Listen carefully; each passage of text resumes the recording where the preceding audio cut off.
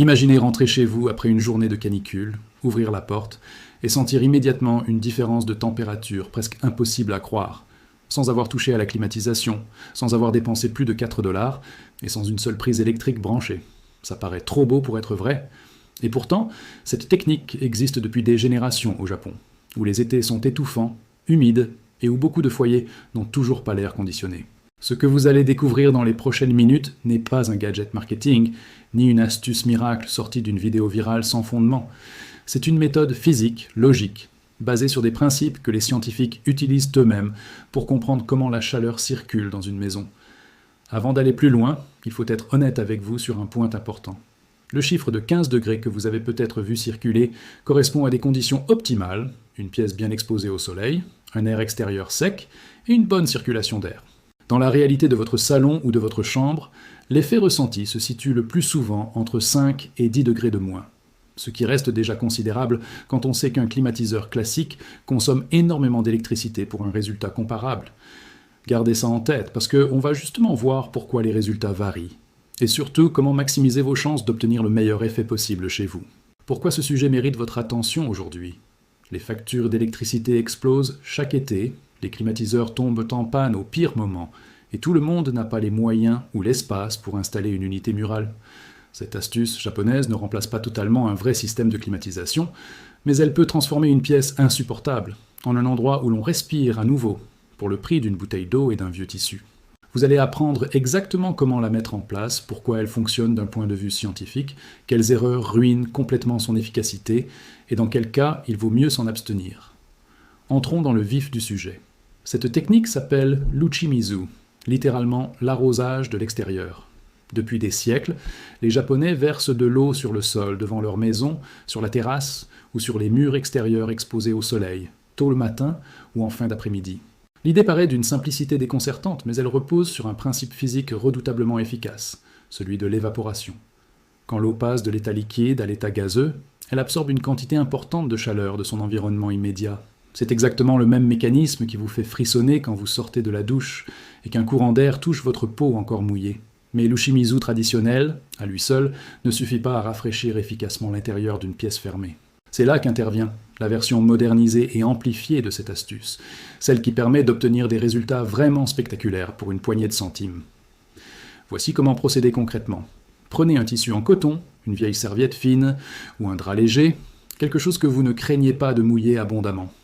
Trempez-le complètement dans l'eau froide, essorez-le légèrement pour qu'il ne dégouline pas partout, puis suspendez-le devant votre fenêtre ouverte, à l'endroit où l'air extérieur pénètre dans la pièce. Certains utilisent une tringle à rideau, d'autres accrochent simplement le tissu avec des pinces à linge sur le cadre de la fenêtre.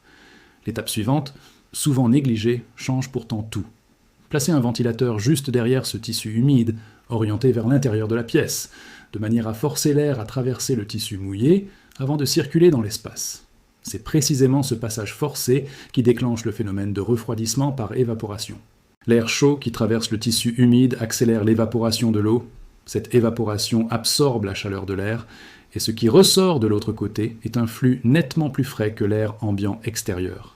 C'est le même principe physique qui fait fonctionner les climatiseurs évaporatifs vendus dans le commerce, sauf que là, vous le recréez avec un ventilateur que vous possédez probablement déjà, et un tissu de récupération. Mais le plus étonnant reste à venir, parce qu'il existe une variante encore plus puissante de cette méthode, particulièrement adaptée aux journées où la chaleur devient réellement insupportable. Au lieu d'utiliser simplement de l'eau froide du robinet, remplissez plusieurs bouteilles en plastique aux 2/3 d'eau et placez-les au congélateur la veille. Le lendemain, disposez ces bouteilles glacées directement devant le ventilateur, entre l'appareil et vous. L'air brassé par les pales passe alors au contact de cette surface glacée, se refroidit instantanément et diffuse dans la pièce un courant d'air qui rappelle étonnamment celui d'un vrai climatiseur. Combiné avec le tissu humide à la fenêtre, cette double technique crée un véritable circuit de rafraîchissement naturel, sans consommer plus qu'un simple ventilateur classique. Très peu de personnes connaissent l'existence d'un troisième élément essentiel dans cette méthode japonaise traditionnelle, celui qui explique en grande partie pourquoi les maisons japonaises anciennes restaient supportables, même sans climatisation. Il s'agit des sudars, ces stores en bambou tressé que l'on installe à l'extérieur des fenêtres, et non à l'intérieur. Cette différence de positionnement change absolument tout. Un store installé à l'intérieur bloque la lumière, mais laisse la chaleur du soleil pénétrer à travers la vitre et se piéger dans la pièce, un peu comme l'effet de serre dans une voiture garée en plein soleil. A l'inverse, un store ou un simple tissu opaque placé à l'extérieur de la fenêtre intercepte les rayons du soleil avant même qu'ils n'atteignent le verre, empêchant ainsi la chaleur de s'accumuler à l'intérieur de la pièce. Si vous n'avez pas de sudar sous la main, un simple drap clair, un carton épais peint en blanc, ou même une bâche réfléchissante suspendue à l'extérieur de la fenêtre pendant les heures les plus chaudes de la journée, produira un effet comparable. L'essentiel est de comprendre ce principe fondamental: bloquer la chaleur avant qu'elle n'entre coûte infiniment moins d'énergie que d'essayer de la faire sortir une fois qu'elle est piégée à l'intérieur. Parlons maintenant un peu de la science derrière tout cela, de façon simple et accessible. Quand l'eau s'évapore, chaque molécule qui quitte l'état liquide pour devenir vapeur emporte avec elle une quantité d'énergie appelée chaleur latente de vaporisation.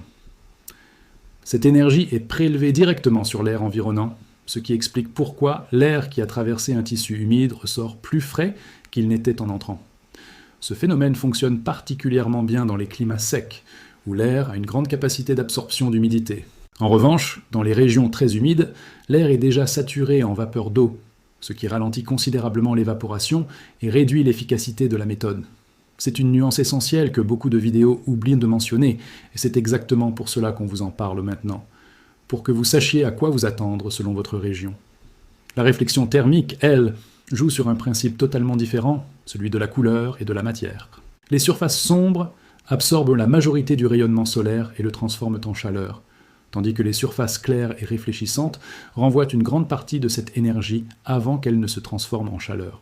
C'est exactement pourquoi les maisons méditerranéennes traditionnelles sont peintes en blanc, et pourquoi cette astuce japonaise du tissu clair à l'extérieur de la fenêtre repose sur la même logique physique, vieille de plusieurs millénaires, redécouverte aujourd'hui par nécessité économique.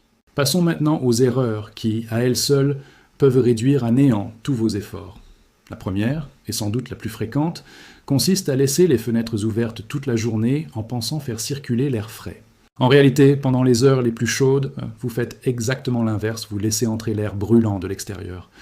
La bonne pratique consiste à fermer hermétiquement fenêtres et volets dès que la température extérieure dépasse celle de l'intérieur, généralement en milieu de matinée, puis à ne rouvrir qu'en fin de soirée ou tôt le matin, quand l'air extérieur redevient plus frais que celui de votre maison. Attendez de voir ce qui se passe dans quelques instants, parce que la deuxième erreur est encore plus surprenante. Beaucoup de gens placent leur ventilateur au centre de la pièce, loin de toute fenêtre ou source de fraîcheur, pensant simplement brasser l'air ambiant. Or, un ventilateur seul, dans une pièce déjà chaude, ne fait que déplacer de l'air chaud, ce qui donne une sensation de courant d'air sans réellement faire baisser la température. Pour un effet réel, le ventilateur doit toujours être associé à une source de fraîcheur, tissu humide, glace, ou air extérieur frais, capté tôt le matin, sinon vous gaspillez simplement de l'électricité pour un confort illusoire. La troisième erreur concerne l'humidité excessive. Si vous utilisez un tissu trop mouillé, dégoulinant, vous risquez de saturer l'air en humidité, ce qui donne une sensation étouffante plutôt que rafraîchissante, en particulier si votre région est déjà humide.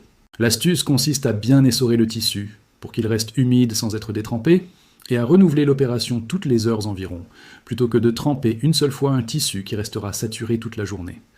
Voici maintenant plusieurs conseils bonus qui feront toute la différence dans l'efficacité de cette méthode. Premièrement, privilégiez toujours l'air frais du petit matin. Entre 4h et 7h, la température extérieure est généralement à son minimum. C'est le moment idéal pour ouvrir grand toutes les fenêtres, créer un courant d'air traversant d'un bout à l'autre du logement, et emprisonner cet air frais en refermant tout juste avant que le soleil ne tape fort. Deuxièmement, pensez à isoler les sources de chaleur interne. Un four allumé, un sèche-linge en marche, ou même plusieurs ampoules incandescentes allumées en plein après-midi, ajoutent une chaleur superflue que votre pièce n'a pas besoin de subir.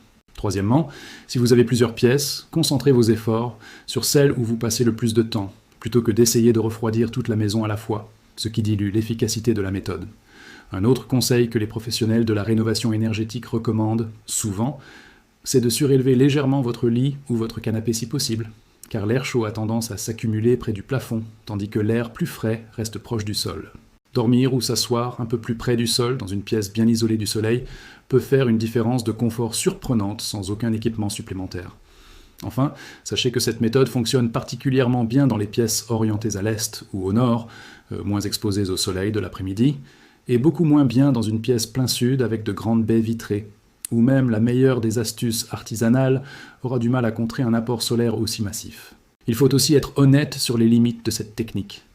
Si vous vivez dans une région où les températures dépassent régulièrement les 40 degrés, où l'humidité reste élevée jour et nuit, ou si une personne de votre foyer présente des risques particuliers face à la chaleur, personnes âgées, nourrissons, personnes souffrant de problèmes cardiaques ou respiratoires, cette astuce doit rester un complément, pas un substitut à un vrai système de climatisation ou, à défaut, à des lieux publics climatisés accessibles en cas de canicule sévère.